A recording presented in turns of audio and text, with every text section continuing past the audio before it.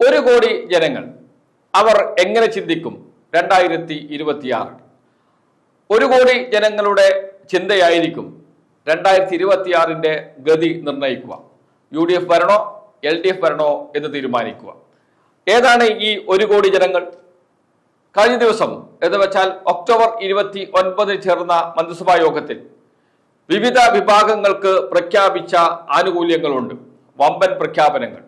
ഈ ആനുകൂല്യങ്ങൾ ലഭിക്കുന്ന ഒരു കോടി ജനങ്ങളുണ്ട്.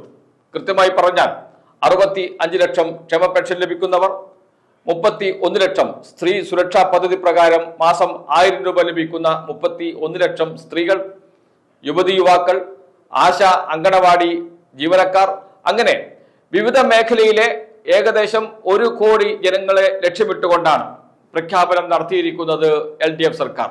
ആ ഒരു കോടി ജനങ്ങൾ എങ്ങനെ ചിന്തിക്കുന്നു, ഏതു പക്ഷത്ത് നിൽക്കുന്നു എന്നതായിരിക്കും 2026 ഗതി നിർണയിക്കുക. അത് എത്ര സീറ്റായി മാറും എന്നതാണ് പ്രധാനപ്പെട്ട കാര്യം. ഒരു കോടി ജനങ്ങൾ എന്ന് വെച്ചാൽ കേരളത്തിലെ ആകെ വോട്ടർമാരുടെ 2,80,00,000 വരുന്ന ആകെ വോട്ടർമാരുടെ 33 മുതൽ 35% വരെ വരും. ഇവരെല്ലാവരും LDFന് വോട്ട് ചെയ്യും എന്ന പ്രതീക്ഷയൊന്നും LDF നേതാക്കൾക്ക് തന്നെയില്ല. എന്നിരുന്നാലും 20-25% പേരെങ്കിലും LDFന് വോട്ട് ചെയ്താൽ LDFന് ലഭിക്കാൻ പോകുന്ന ആകെ വോട്ട് എന്ന് പറഞ്ഞാൽ 50%-ഓളം വരും, 50 കടക്കും. കഴിഞ്ഞ തവണ എന്ന് വെച്ചാൽ 2021 നിയമസഭാ തെരഞ്ഞെടുപ്പിൽ LDFന് ലഭിച്ചത് 45% വോട്ടാണ് എന്നോർക്കണം. 45% വോട്ട് ലഭിച്ചപ്പോൾ ലഭിച്ച സീറ്റ് 99 അത് മാറി 50% എത്തിയാൽ സീറ്റുകളുടെ എണ്ണം 100 കടക്കും എന്ന കാര്യത്തിൽ സംശയമേയില്ല.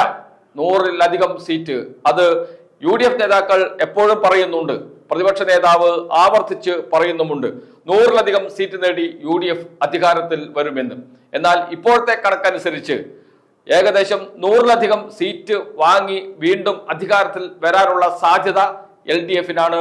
ഈ വോട്ടിംഗ് പാറ്റേൺ, ഈ പറയുന്ന അല്ലെങ്കിൽ ആനുകൂല്യം ലഭിച്ച വോട്ടർമാർ മുഴുവൻ LDFനോടൊപ്പം നിന്നാൽ മുഴുവൻ നിൽക്കേണ്ട, അതിൽ 25% വരെ നിന്നാൽ 70% ശരാശരി പോളിംഗ്. കേരളത്തിലെ ശരാശരി പോളിംഗ് 70%. 70% പോൾ എന്ന് വെച്ചാൽ 2 കോടി വോട്ടാണ് രേഖപ്പെടുത്തുന്നത്. ശരാശരി 2 കോടി പേർ വോട്ട് ചെയ്യും എന്നർത്ഥം. അതിൽ 50%-അടുത്ത് വോട്ട് നേടുന്ന മുന്നണിയായി LDF മാറാനുള്ള സാധ്യത ഈ കണക്ക് പ്രകാരമുണ്ട്. ഈ കണക്ക് അതുപോലെ ശരിയാകണമെന്നുമില്ല.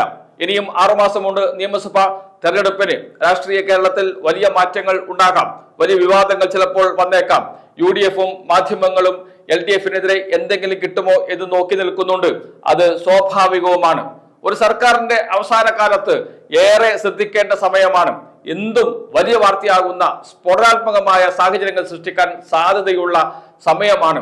അതുകൊണ്ട് തന്നെ വളരെ ശാന്തമായ രീതിയിൽ മുന്നോട്ട് പോവുകയാണെങ്കിൽ ഒരു സംശയവും വേണ്ട, LDFന്റെ ഗ്രാഫാണ് ഉയർന്നു നിൽക്കുന്നത്. അത് മാത്രമല്ല, നവംബർ 1 മുതൽ ഈ പദ്ധതികളെല്ലാം നടപ്പാക്കാൻ പോവുകയാണ്. നവംബർ മാസത്തിൽ 31 ലക്ഷം സ്ത്രീകൾക്ക് അവരുടെ വീട്ടിൽ 1000 രൂപ എത്തുന്നു. ചെറിയ കാര്യമല്ല. അതോടൊപ്പം തന്നെ 65 ലക്ഷം വരുന്ന പെൻഷൻകാർക്ക് ഒരു മാസത്തെ കുടിശ്ശിക 1600. അതോടൊപ്പം തന്നെ നവംബർ മാസത്തെ 2000 രൂപ 3600 രൂപയാണ് ലഭിക്കാൻ പോകുന്നത് എന്നോർക്കണം. അത് വലിയ തോതിൽ സ്വാധീനം ചെലുത്തും വോട്ടർമാരുടെ മനസ്സിനെ എന്ന കാര്യത്തിൽ സംശയമേയില്ല.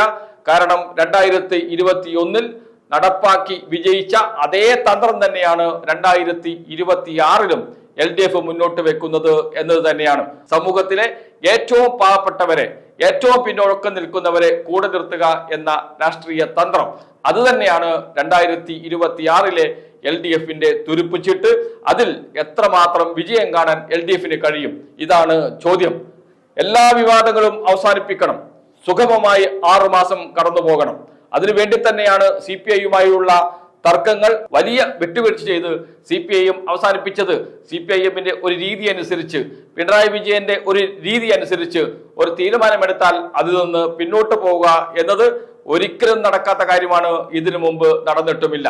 അതുകൊണ്ട് തന്നെയാണ് മാധ്യമങ്ങൾ പറയുന്നത് കഴിഞ്ഞ 9.5 വർഷക്കാലത്തിന് ഇടയിൽ പിണറായി വിജയൻ ഒരു ചുവട് പിന്നോട്ട് വെച്ചത് PM ശ്രീ പ്രശ്നത്തിൽ മാത്രമാണ്, CPIക്ക് മുന്നിൽ മാത്രമാണ്.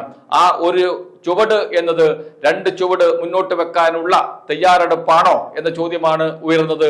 ഏതായാലും ഒരു കാര്യം ഉറപ്പിച്ചു പറയാം, സർക്കാരിന്റെ പ്രഖ്യാപനങ്ങൾ UDF ക്യാമ്പിൽ അങ്കലാപ്പ് ഉണ്ടാക്കിയിട്ടുണ്ട്, BJP ക്യാമ്പിലും അങ്കലാപ്പ് ഉണ്ടാക്കിയിട്ടുണ്ട്.